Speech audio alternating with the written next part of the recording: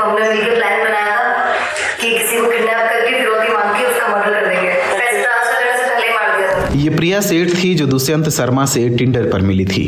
2 मई 2018 को मिलने का फैसला करने से पहले प्रिया और दुष्यंत ने लगभग 3 महीने तक फोन पर बातचीत की, लेकिन उन्हें क्या पता था कि वे दोनों एक दूसरे से झूठ बोल रहे थे। दुष्यंत शादीशुदा था, लेकिन उसने अपना परिचय दिल्ली के एक अमीर कुंवारे विवान कोहली के रूप में दिया था। दूसरी ओर प्रिया अपने साथियों दीक्षांत कामरा और लक्ष्य वालिया के साथ कुछ और ही योजना बना रही थी। मुझे उसके नाम भी पता नहीं था। टिंडर पे मिला था वो मुझे, उसने मेरे को अपना गलत नाम गलत पहचान बताई थी और ये बताया था कि बहुत पैसे वाला है वो। और मैं दीक्षांत साथ में रह रही थी, उसके ऊपर कर्जा था तकरीबन 21 लाख का। उसे कोई चाहिए था ऐसा बंदा जिससे पैसे आ सके। तो हमने मिलकर प्लान बनाया था कि किसी को किडनैप करके फिरौती मांग के उसका मर्डर कर देंगे। मर्डर का प्लान पहले से ही था। किसके साथ होगा क्या होगा ये फिक्स नहीं था, लेकिन जब दुष्यंत मिला उसने अपने बारे में बताया, ऐसा झूठ बोला कि वो बहुत पैसे वाला है, तो हमने फिर उसको किडनैप करके उससे फिरौती मांगी। लेकिन बाद में पता लगा कि वो उसके पास कुछ नहीं है। और रात को उसका फोन स्विच ऑफ हो गया, तो घर वाले थोड़े चिंतित परेशान हुए। रात भर उसको ढूंढा, उसके फोन पे ट्राई किया और उसी दौरान वो ढूंढ रहे थे जब उनके फोन पे करीब 10:15 बजे दुष्यंत के नंबर से एक कॉल आया।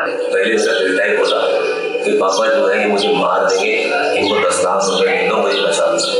फिर वो फोन वो प्रिया सेठ ने देखी और उसने बहुत ही गंदी गालियां दी मेरे को। और मेरे को कहा तेरे बेटे को बचाना है ना तो 10 लाख रुपए इसके खाते में जमा करा दे। मैंने कहा भाई 10 लाख तो मेरे पास नहीं है अभी, तो मेरे को टाइम दो 4 बजे तक का, तो अभी कितने जमा करा देगा?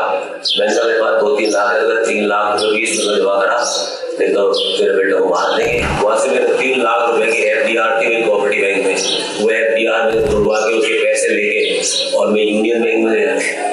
मैं उसके बाद उसे फोन स्विच ऑफ कर दिया, तो दोबारा फोन नहीं आया। प्रिया ने दुष्यंत का डेबिट कार्ड लिया और 20,000 रुपए निकाले। पत्रकार दीपिका नारायण भारद्वाज के साथ इंटरव्यू में प्रिया ने बताया कि उस रात उसने ऐसा क्यों किया। दुष्यंत के फादर ने आप लोगों को कुछ अकाउंट में पैसे ट्रांसफर करा दिए थे, फिर भी आपने उसको मार दिया, ऐसा पैसे ट्रांसफर करने से पहले ही मार दिया था। दीक्षांत जो प्रिया से टिंडर पर मिला था, उसने बताया कि मर्डर पूरी तरीके से प्रिया ने प्लान किया था। एट द एंड जब ये दुष्यंत वाली ये जो सीन हुआ, जो भी इतना बड़ा हुआ, उस टाइम पे मेरे को कुछ नहीं पता था। एंड टाइम पे मेरे को प्लानिंग करके बताया, लक्ष्य ने मेरे साथ इस चीज को एग्री किया, चलो कर लेते हैं, कौन सा मतलब मारेंगे उसे, छोड़ देंगे अगले दिन शाम को 4 बजे। तो हमने हाँ भर दी।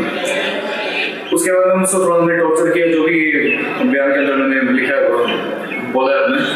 एट द एंड मैम उसने उसका मर्डर कर दिया। सारी प्लानिंग इनकी थी, जो पहले इन्होंने वार किया चाकू से वो भी इन्होंने की, लास्ट तक भी इन्होंने ही मारा। मैं इसी प्लान पे हूँ, इसी प्लान पे खड़ा रहूँगा। तीसरा लक्ष्य था। पूरी प्लानिंग प्रिया की थी कि दीक्षांत की थी? 70% प्रिया की थी, 30% दीक्षांत की। प्रिया की पूरी प्लानिंग थी। प्रिया ने पहले दीक्षांत को यही बताया था कि अपने सिर्फ उसको डराएंगे, धमकाएंगे और छोड़ देंगे। सुबह उसको कहा इसको मारना पड़ेगा, नहीं तो तुम तीनों फंस जाओ। चार्जशीट में कहा गया है कि उन तीनों ने दुष्यंत का गला घोंट दिया और फिर चाकू मारकर उसकी हत्या कर दी। बाद में दुष्यंत का शव टुकड़ों में कटा हुआ एक सूटकेस में मिला। लेकिन ये पहली बार नहीं था कि प्रिया कानूनी पचड़े में पड़ी हो। ATM मशीनों में सेंध लगाने के आरोप में उसे 2014, 2016 और 2017 में गिरफ्तार किया गया था। पुलिस ने बताया था कि 2018 में भी अपने पूर्व प्रेमी को फर्जी रेप के मामले में पैसे के लिए ब्लैकमेल करने के आरोप में उसे गिरफ्तार किया गया था और बाद में जमानत पर रिहा कर दिया गया था। तो वो उसमें कह रही है कि मैं तेरी बहन के घर पे आके उसके मुंह पे तेजाब फेंक दूंगी, उसकी फोटो एस्पोर्ट साइट पे अपलोड कर दूंगी, तुझे मार दूंगी, तेरे परिवार को ये कर दूंगी, वो कर दूंगी। इस टाइप से उसने काफी उसको धमकाया है। प्रिया पिछले 6 वर्षों से एस्कॉर्ट वेबसाइटों पर भी लोगों को धोखा दे रही थी। आप क्या करते थे, अपने बारे में थोड़ा सा बता दीजिए। मैं एस्कॉर्ट सर्विस की साइट पर काम करती थी, वहाँ लोगों से फ्रॉड करते थे, प्रोवाइड नहीं करवाते थे गर्ल्स।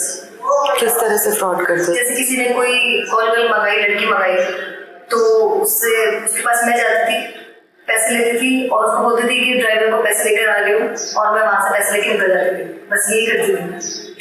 और ऐसा आपने अप्रोक्सीमेटली कितने लोगों के साथ? 1000 लोगों के साथ। कब से कर रही थी प्रिया ये?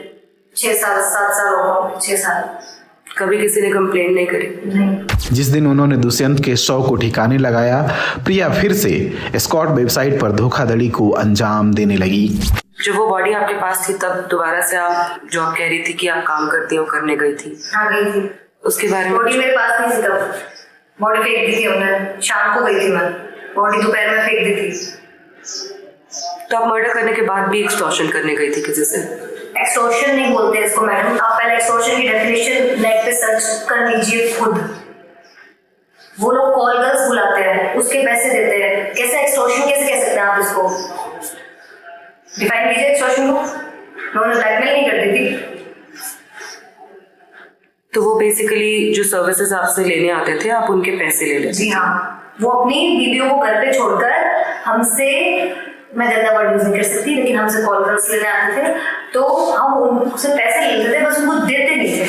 तो आई थिंक ऐसे लोगों के साथ बड़ा अच्छा करते थे, मतलब समाज सेवा का काम कर रही थी मैं, तो रुक गया मेरा काम। नवंबर 2023 में प्रिया दीक्षांत और लक्ष्य को हत्या, सबूत मिटाने और आपराधिक साजिश के लिए आजीवन कारावास की सजा सुनाई गई।